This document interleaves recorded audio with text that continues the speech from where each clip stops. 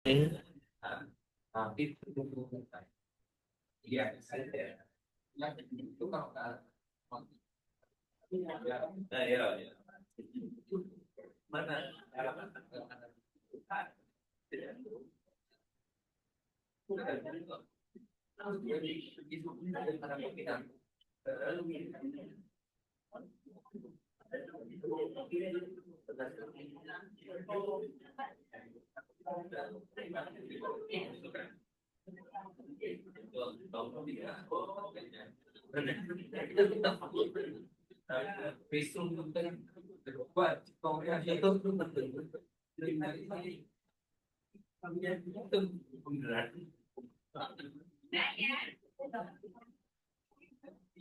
Des, ya, Des.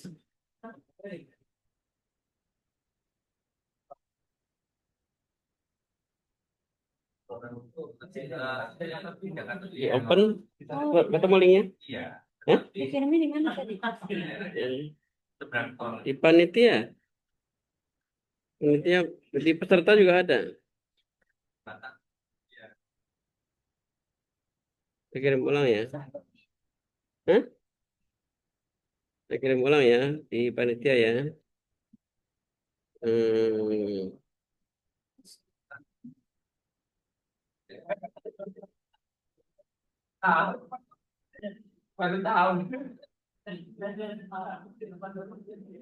Ini nih.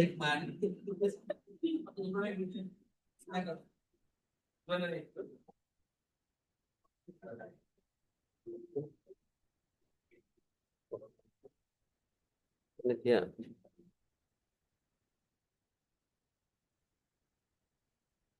Udah. Webnya udah belum? Pokoknya ini udah deh. Udah. Udah ada nih. Webnya mau dicoba.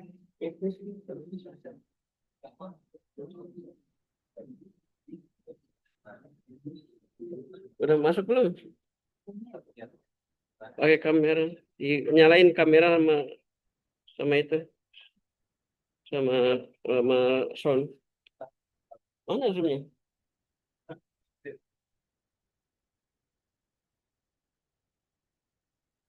Apa itu?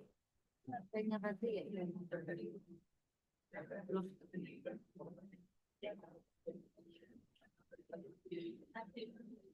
Sekarang dari sana ya.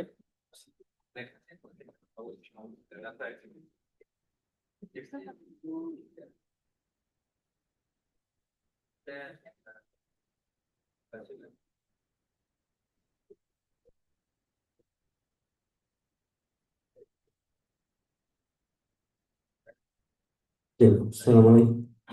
Assalamualaikum warahmatullahi wabarakatuh. Alhamdulillah, rabbil alamin, wassalatu wassalamu ala asyrofil anbiya'i wal mursalin sayyidina Muhammadin wa ala alihi wa sahbihi wa sallim ajma'in. Amma ba'd. Rabbana shrah lana sudurana wa yassir lana umurana wa hlul 'uqdatam min alsinatina yafqahu aqwalana. Hadirin rahimakumullah, Bapak Ibu serta hafal Al-Quran. Eh, pada malam hari ini kita akan menyimak kajian kesekian kalinya dari Gurunda Kiai Haji Ati Abdul Syarif. Kajian ke-6 ya. Insya Allah berhubung waktunya terbatas, kita akan serahkan kepada Gurunda untuk menyampaikan taujinya. Tafadhal masykur Gurunda. Bismillahirrahmanirrahim. Assalamualaikum warahmatullahi wabarakatuh. Alhamdulillah wassalatu wassalamu ala Rasulillah wa ala alihi wa sahbihi wa mawala. Itu siapa? Alhamdulillah bil Qur'an Saya nggak usah. wa'alidu lana imaman wa nura wa huda wa rahmah. Panitia. Insyaallah kita cuma 30 menit karena harus bentrok dengan taujih yang lain terkait dengan pembinaan rumah-rumah Al-Quran se-DKI. Jadi kita sudah membahas Al-Furqan ayat pertama, Allah yang Ya, Bapak, maha suci, maha sempurna, Menyalahi semuanya. itu sudah menyesuaikan di balik kesempurnaan Al-Quran itu sendiri. Maka ayat-ayat berikutnya akan banyak menjelaskan Yang gede kendala kuat ya. manusia yang Yang gede nggak support. Kecil. susah beriman dengan Al-Quran. Ataupun bagi orang beriman, mungkin sudah beriman, tapi masih terkendala juga cintaannya terhadap Al-Quran, ya berarti Nggak muat. pengetahuannya tentang Allah Hmm. belum maksimal. Agar manusia mengenal Allah sebagai yang menurunkan Al-Quran dan yang memiliki kalamnya, maka Allah kenalkan dirinya, alladzi lahu mulkus samawati wal ardh, yang memiliki kerajaan, kekuasaan seluas langit dan bumi, yang tidak memiliki atau tidak menjadikan anak siapapun itu, dan tidak ada syarikun, walam yakul lahu syarikun fil mulk, dan tidak ada satupun yang menyamai Allah ataupun yang menandingi Allah di dalam kuasaan alam semesta ini. Wa khalaqahu faqadarahu taqdira. Allah mencipta segala sesuatu yang disesuaikan dengan akurasi ciptaannya sebaik-baik. Maka siapa yang mengenal Al-Quran, kriteria dia ini, Allah dia akan memuliakan dan menikmati Al-Quran. Siapa masalah alam Allah, nuduh Allah dengan tuduhan yang dibisikkan oleh syaitan ataupun dibisikkan oleh hawa nafsunya, maka tidak akan pernah bisa beriman dengan Al-Quran. Bahkan nanti Al-Quran akan dia tuduh dengan tuduhan-tuduhan yang dianggap sebagai kitab suci yang enggak berbobot sama sekali. Jadi karena sikap manusia kepada Allah yang tidak menghormati Allah, maka di ayat yang kelima manusia akan menuduh Al-Quran itu in hadza illa ifkun iftarahu. Al-Quran ini hanyalah narasi yang dibuat sendiri oleh Muhammad.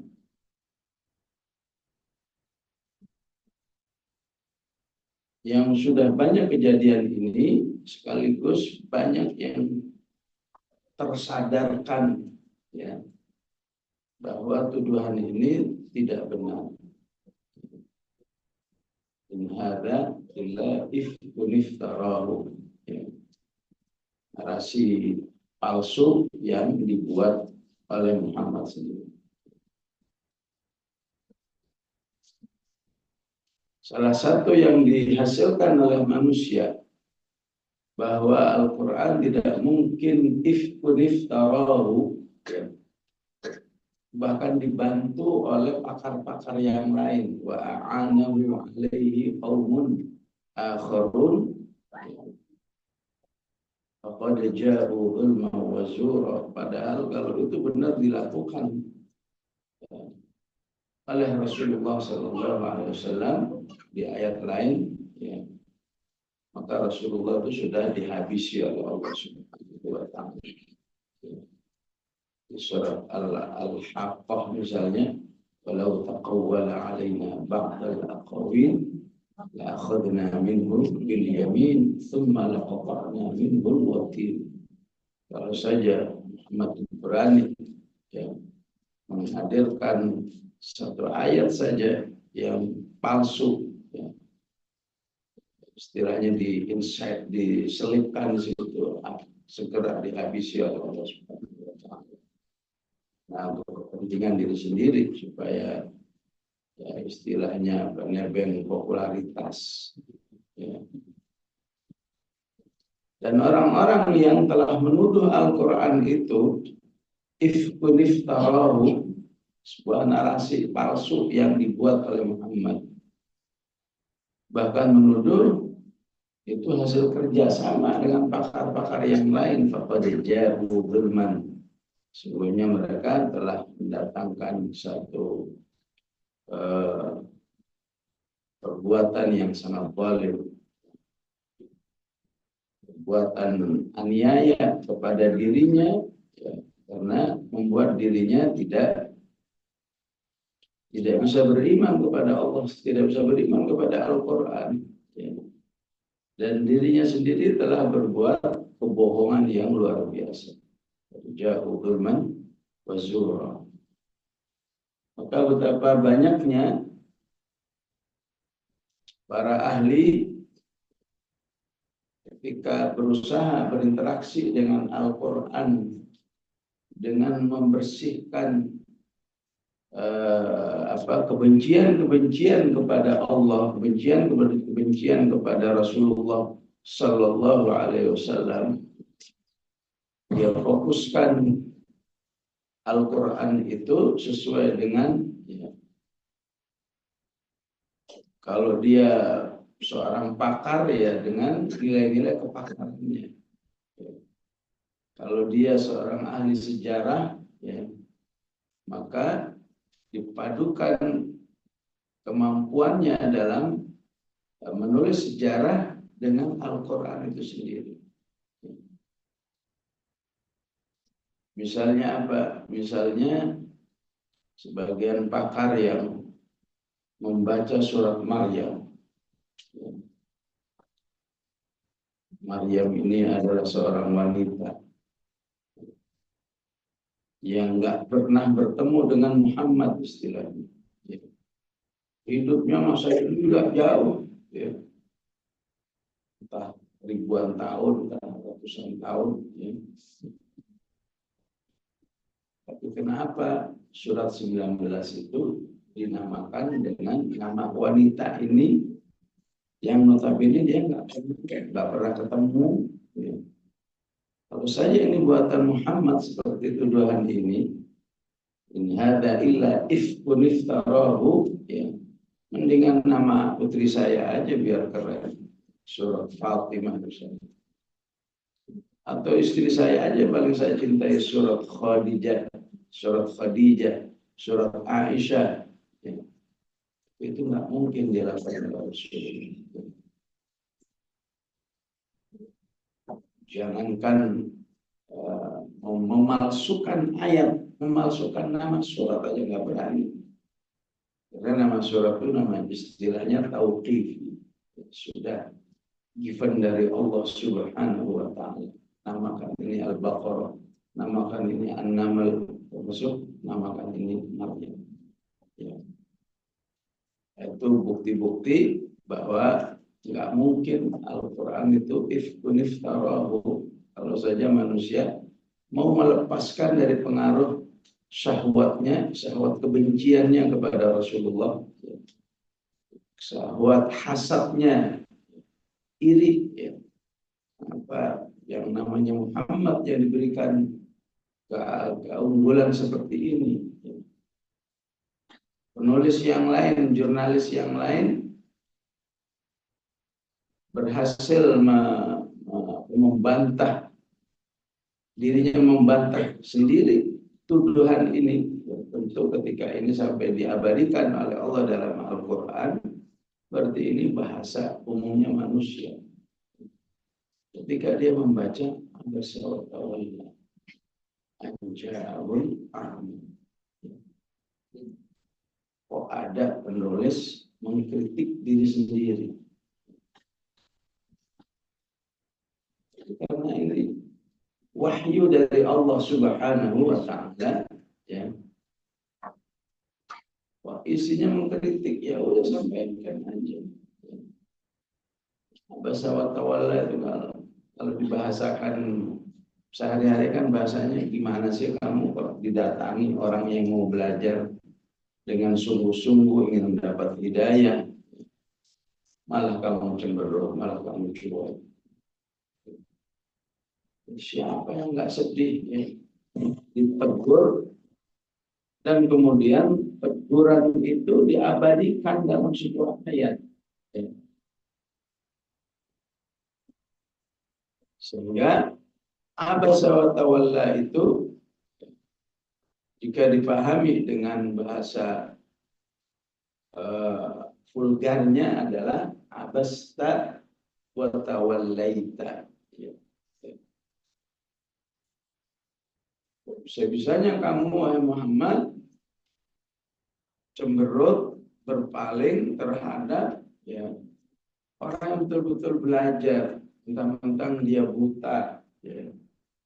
Mentang-mentang dia orang biasa, istilahnya nggak potensial, terus kamu merasa terganggu. Sementara yang lain itu ya, betul tokoh, tapi mereka ya, sebetulnya tidak dalam posisi butuh. Ya. Kalau istilah tafsirnya itu, kalau yang buta ini bernama Abdullah bin Maktum dalam posisi mukabilin.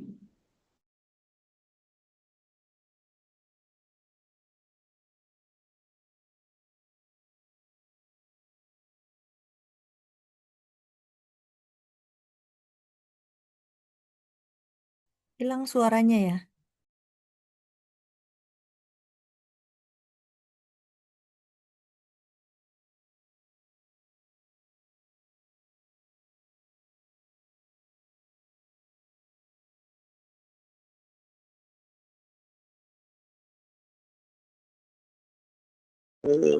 Melayani Abdullah bin Maktum ini jual beli yang sifatnya cash, langsung diajari dapat hidayah, diajari langsung wa ma yudrika la'allahu yazakka atau yadzakkaru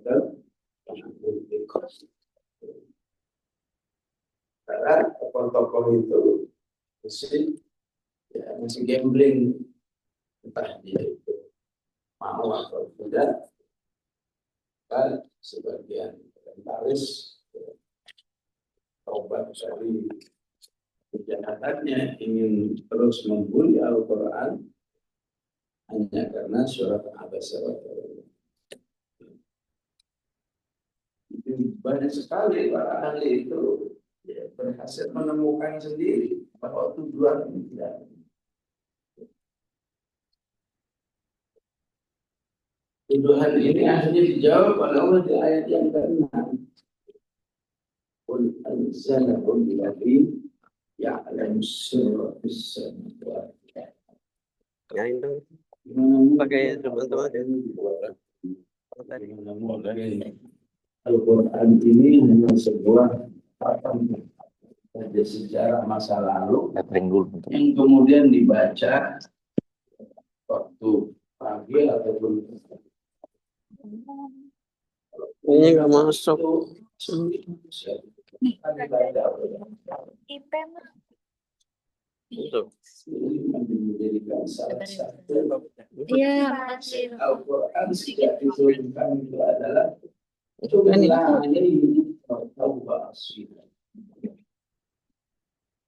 dua kitab yang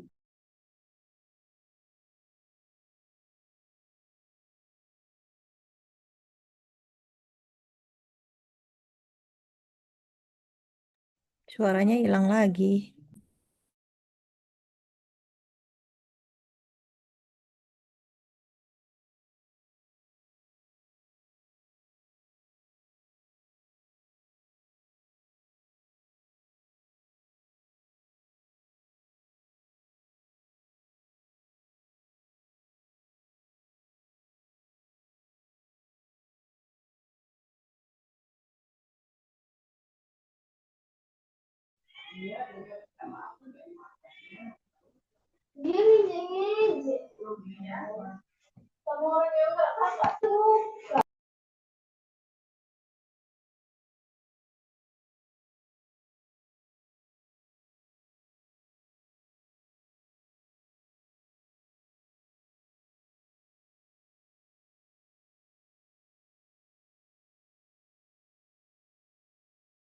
Maha Ampun dan Maha Penyayang.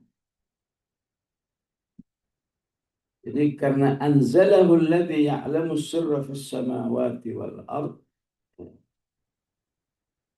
sebagian merasakan bahwa ini betul-betul dari Allah ketika para ahli itu meneliti jasadnya Fir'aun. Al-Quran mengatakan fal yauma nunajjika ya bibadanika, kamilah yang hari ini menyelamatkan badanmu. Kalau kata ahli bahasa ya, dengan kata badan ini menunjukkan bahwa Firaun ini dulu memang hidup ya,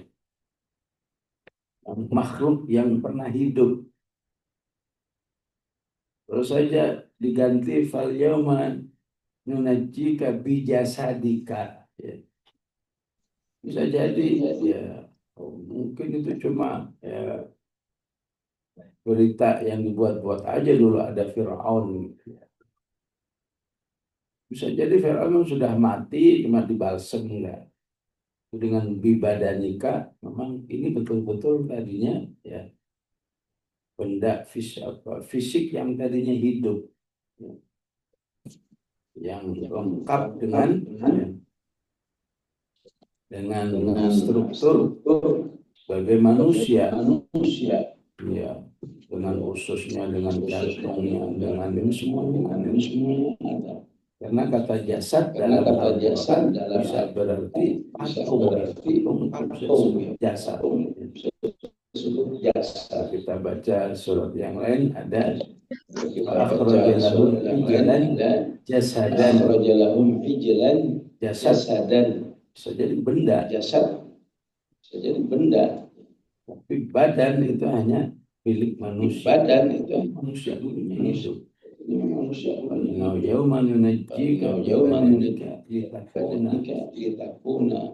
Bahwa ini memang manusia hidup telah diteliti ya, begitu banyak di dalam tubuh Firaun itu zat-zat yang ada laut yang ada di laut. Apakah kandungan garamnya, apa ada kandungan ganggannya. Ini betul-betul orang itu tenggelam. Ya. Nah, apalagi zaman seperti ya, orang betulnya bisa aja menuntut. Kalau betul ini badannya ini pernah tenggelam. Ya. Misalnya mana filmnya? Ada enggak? Jangan itu mah yang diperlukan asatirul awwali.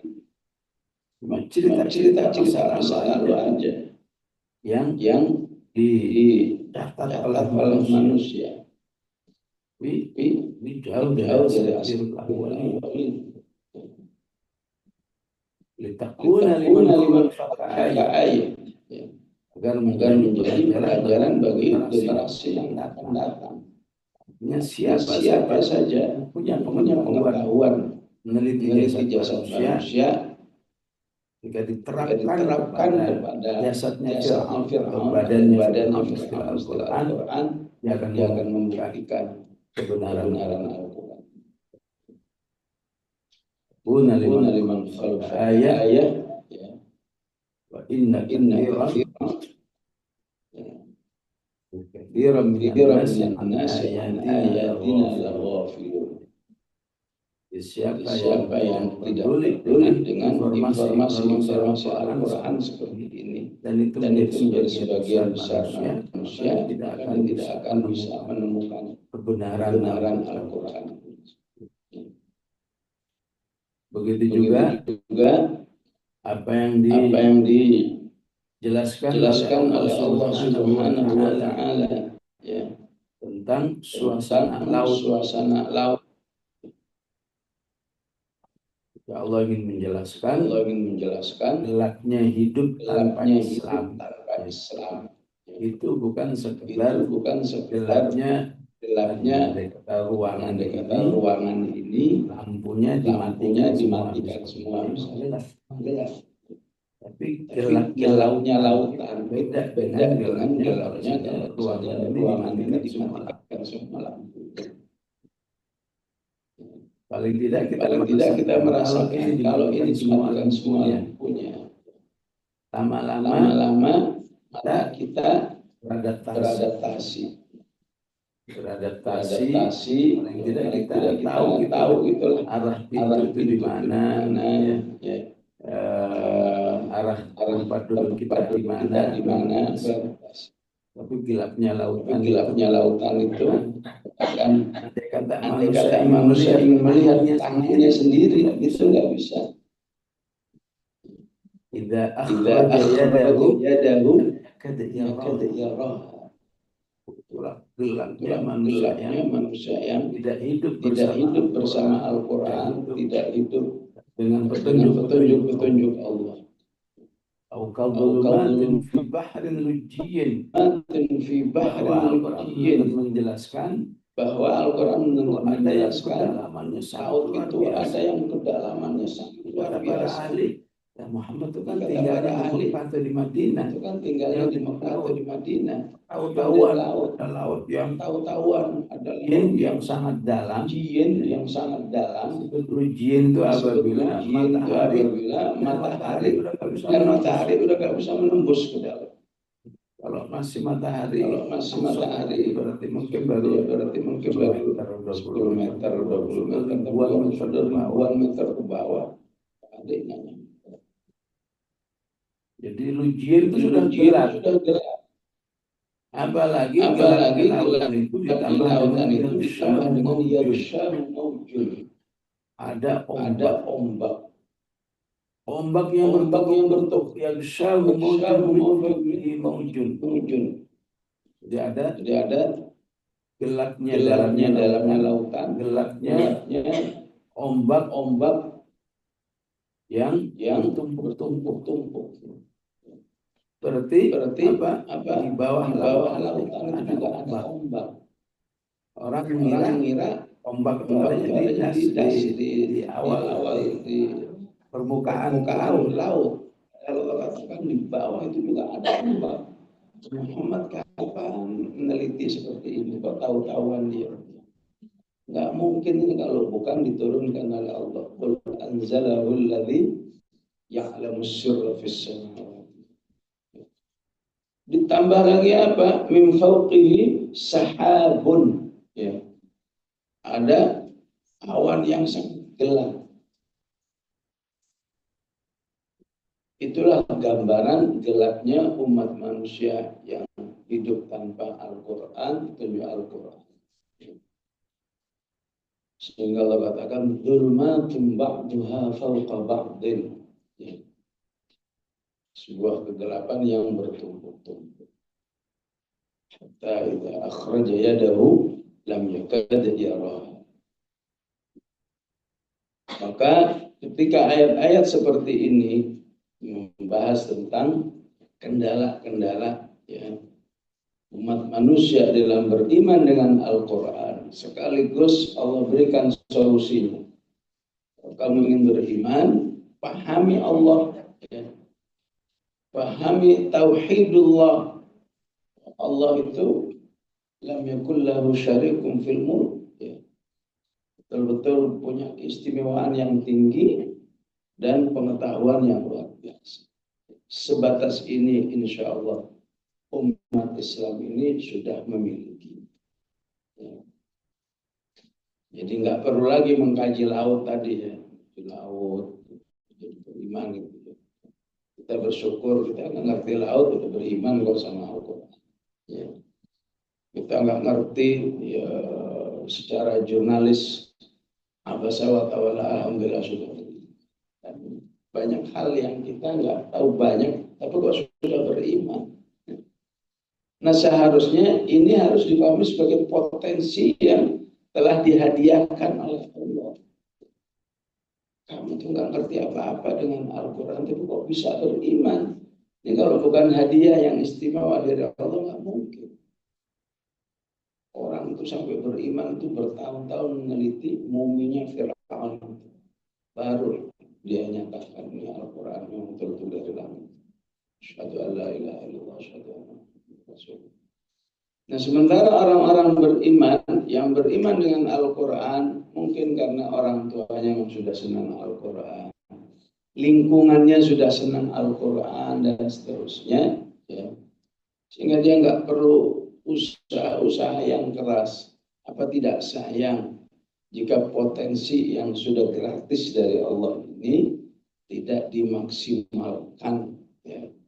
Bagaimana seharusnya orang-orang yang beriman dengan Al-Quran. Sedangkan versi surat, ya, surat Al-Furqan ini, bukti manusia itu betul-betul beriman dengan Al-Quran, ya, aksi-aksinya ada di akhir surat Al-Quran, surat Al-Furqan ini.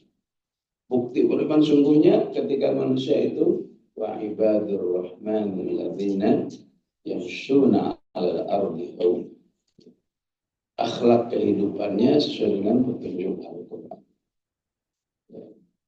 Kehidupannya dalam hal-hal yang mubah, wabil khusus tidurnya dengan petunjuk Al-Quran.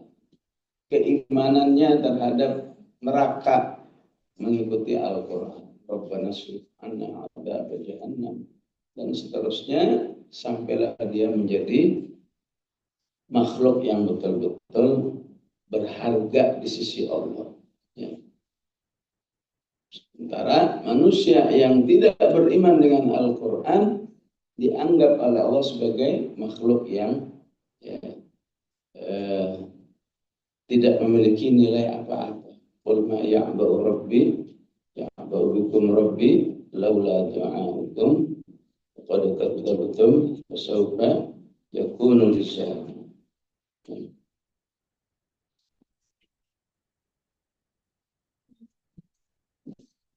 Jadi wajarlah jika dengan pendekatan-pendekatan seperti ini, ya, di ayat 30, ya, Rasulullah, Allah mengabadikan sedihnya Rasulullah Sallallahu Alaihi Wasallam jika umat manusia di akhir zaman ini atau umat Muhammad secara umum itu meninggalkan Al-Quran, menjadikan Al-Quran dijauhkan dari dirinya.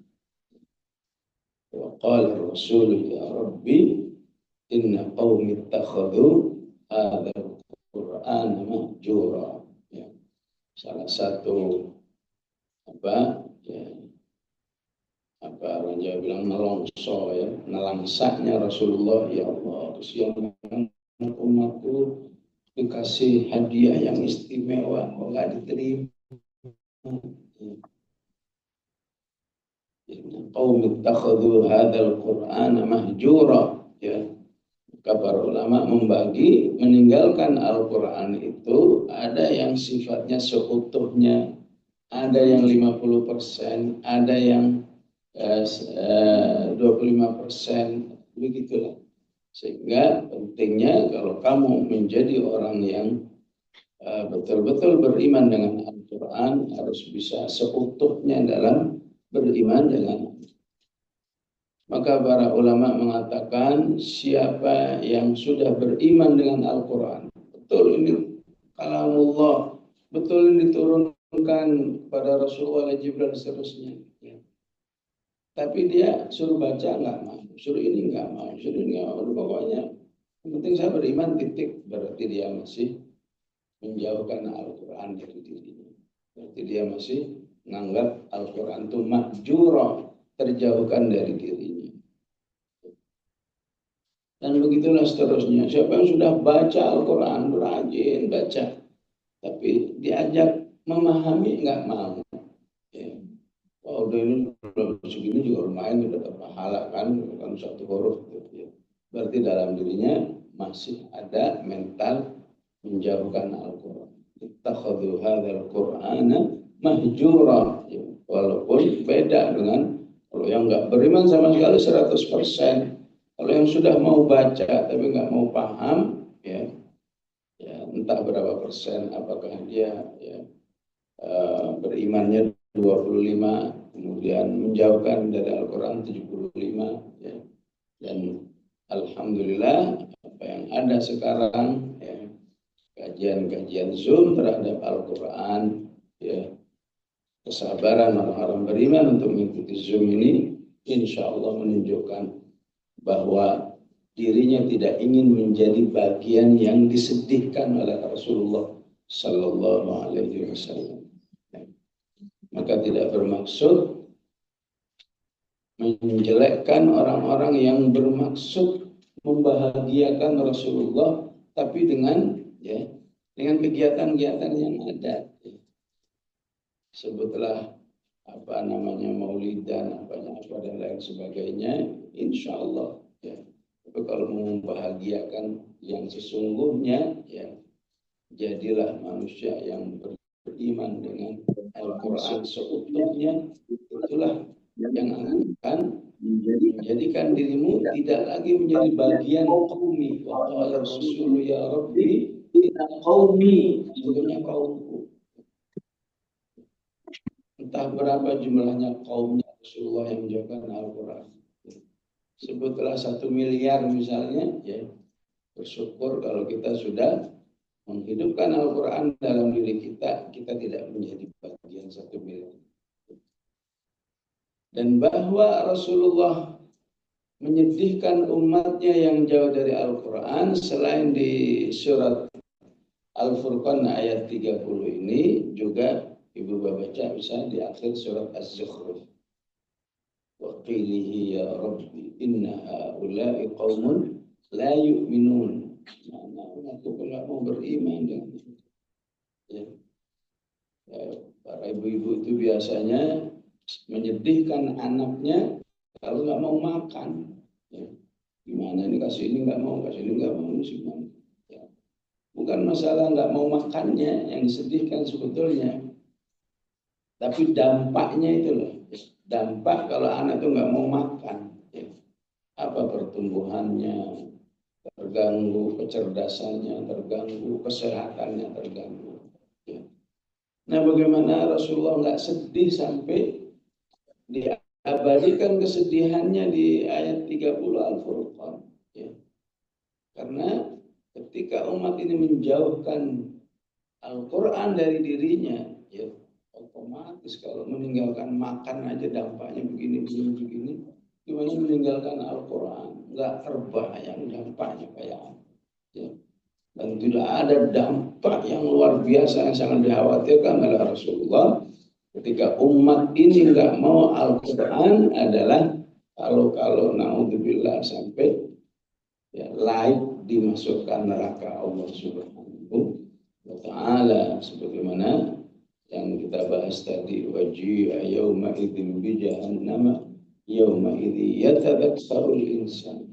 Kalau Pak saya begini, wa anna lahu dzikra, enggak ada gunanya. Yaqulu ya laitani qaddamtu li hayati. Jamaah rahmatullah, maaf, waktunya sudah habis, harus segera masuk ke ruang Zoom. Qul qali hadza wa astaghfirullahal azim. Assalamualaikum warahmatullahi wabarakatuh.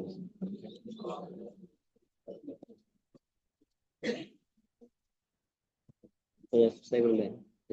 Iya. Baik, alhamdulillah. Jazakallahu kajian malam terakhir, ya. Kajian malam terakhir. Terakhir bukan Bu ya? Saya mau nambah lagi 30 menit kalau ada agenda lain. Insyaallah besok kalimat mukhayam biasa, dan nanti taujih penutup, ya. 2 agenda lagi, kalimat mukhayam dan taujih penutup insyaallah. Demikian jemaah peserta, agenda kita taujih sudah selesai.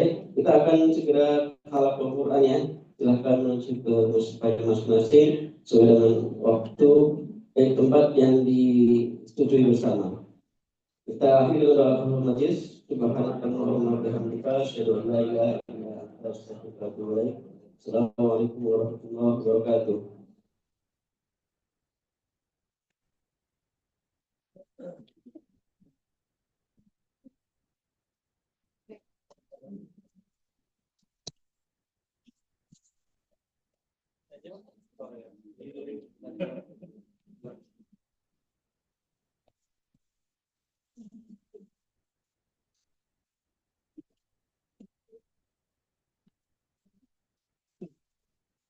Biar benar-benar sorot. Belum dimatiin.